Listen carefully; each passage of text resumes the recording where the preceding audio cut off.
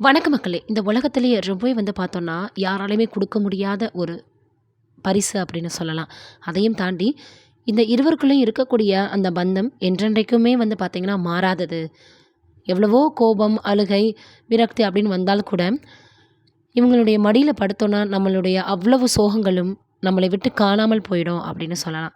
அந்த அளவுக்கு ரொம்பவே பார்த்தீங்கன்னா, நம்மளுக்கு நெருக்கமான சொல்லி விவரிக்க முடியாத ஒரு உறவாக, பந்தமாக இருக்கிறவங்க தான் யாரு அப்படின்னு பார்த்தோம்னா, நம்மள பெற்றெடுத்த அம்மா.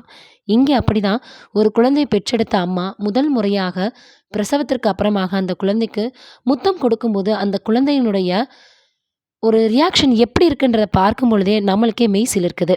இத பார்த்து உங்களுக்கு என்ன தோணுதுன்னு கமெண்ட்ல சொல்லுங்க.